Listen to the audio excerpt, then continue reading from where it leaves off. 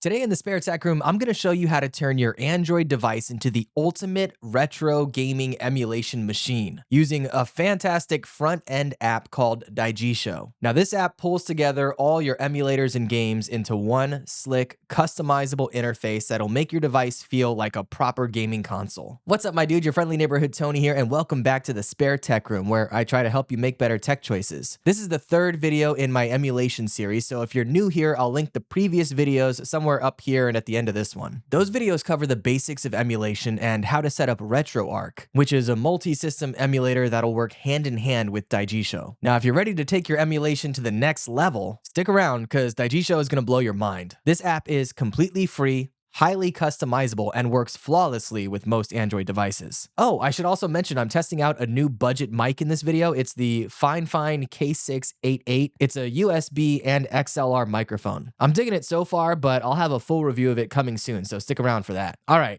To the top-down camera. All right, and here we are on my tablet of choice. This is the Lenovo Legion Y700. I actually did a full review of this tablet, and in my opinion, it is the best Android emulation tablet that you can get right now, period. So if you want to check out that review, I'll link it up here for you. I also have that connected to the Absolute S9 controller, which is one of the few telescoping controllers that will fit an 8-inch tablet like this. I'll also be sure to link to both of these in the description box below if you want to check out either of them or pick one of them up for yourself. But for now, let's go ahead and get Daijisho installed on this tablet. And in order to do that, it's super simple. You're just going to go to the Google Play Store. You can search for Daijisho in here, and you want to make sure that you're downloading the one that is made by Tapioca Fox. So we'll go ahead and install that. It's completely free. There is another paid front end that I personally use a lot more than Daijisho. It's called Emulation Station, and I highly recommend that one. It's only $5, but if you're just looking for something free, Daijisho is a great way to start. If you do want to see a full installation and setup guide for Emulation Station on Android, let me know in the comments below, and I'll do a whole video on that. But for now, we've got Daijisho installed. Let's go ahead and open the app here, and it will do its little launcher thing and jump you right into the widget screen. Now, you'll notice along the top here, there are a few other screens. You have library, apps, settings, and right now we're in widgets. So let's go ahead and tab over to the library screen. We can click on it right here from the touch screen, or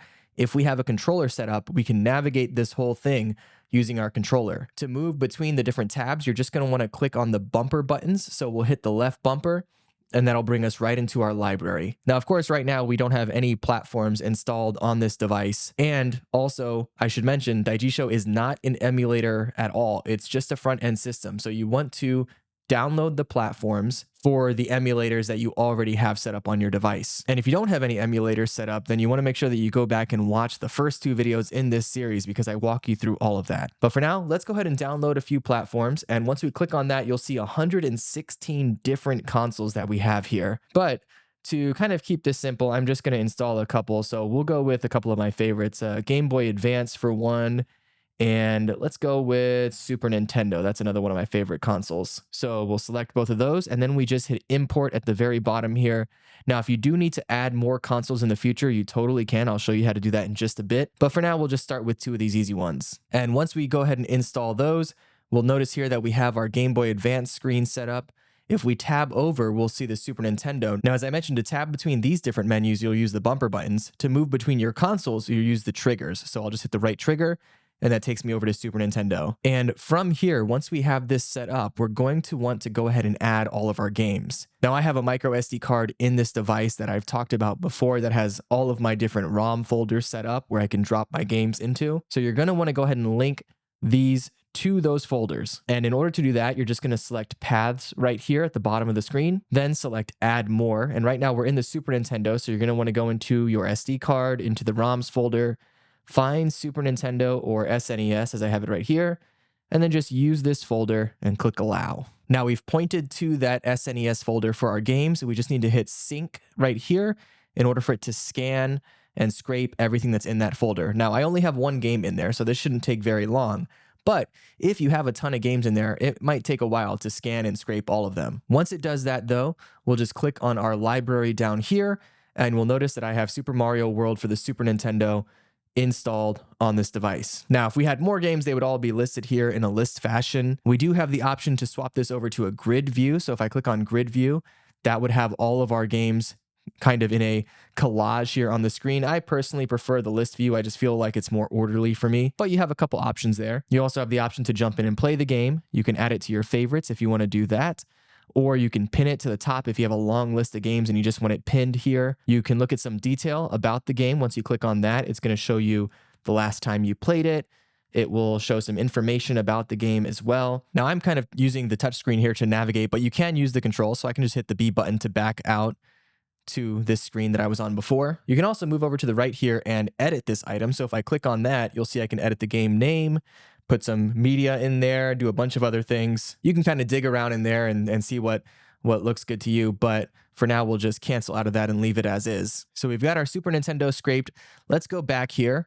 We'll navigate using the controller, and we'll go to Game Boy Advance, and we'll add that path as well. So I will add the path, find the Game Boy Advance folder on my SD card, and use this folder, allow, and sync. And just like that, it's syncing and scraping our Game Boy Advance games, which of course we just have one here for the sake of this video. Now, one thing that you should keep in mind, as I mentioned, Daijisho is not an emulator. It is simply accessing the emulators that you have set up on your device. And as such, it's trying to figure out what the best emulator to use is. So it might not always get it right. So if you try to launch a game and it doesn't launch for whatever reason, what I recommend doing first is making sure that Daijisho is accessing the right emulator. And in order to do that, you're going to go from this screen here, and you're going to click on this little pencil icon at the bottom right of the screen. Oh, hey, I just wanted to jump in real quick to say thank you so much for those of you who have subscribed to my channel. I recently crossed over 1,000 subscribers, and I've set a massive goal for 2025 to get to, wait for it,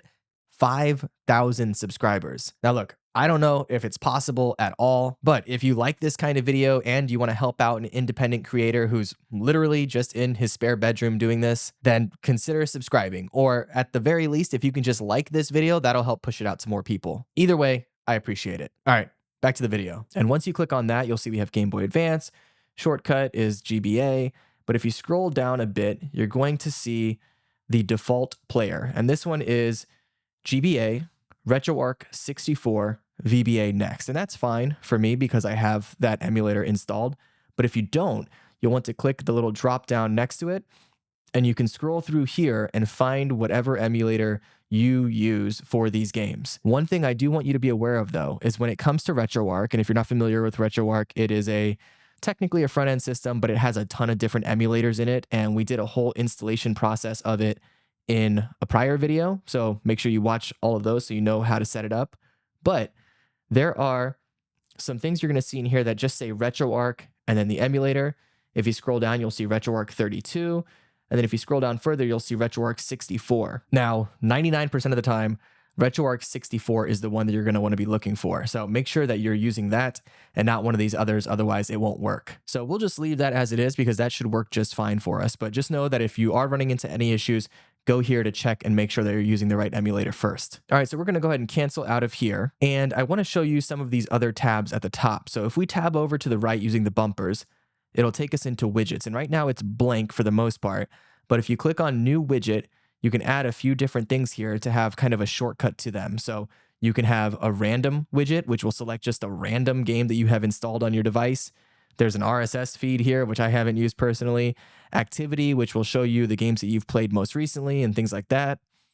You can also access retro achievements in here. If you're not familiar with retro achievements, it's kind of like Xbox achievements or PlayStation trophies, that kind of thing, except for all of your old retro games. It's a lot of fun. I highly recommend checking that out. If you just go to the website, I believe it's retroachievements.org or something like that. But I'll link to it in the description box below. If you check that out, it's a lot of fun and kind of creates new ways for you to play these old games that you grew up with. If we close that little window and tab over to the right, you're going to see all the apps that you have installed on your Android device. One thing you can do with Daijisho, which is a lot of fun, is let's say this tablet, or if you're using a phone or another Android device, let's say that is something that you're just using for emulation or primarily for emulation. You can actually make Daijisho your home screen. So I'll show you how to do that. If you go to settings and you just search for home, I've already done that here. And this will be different for everyone, but you just go to your home app information here, scroll down, and you'll see home app, or you'll see default home app.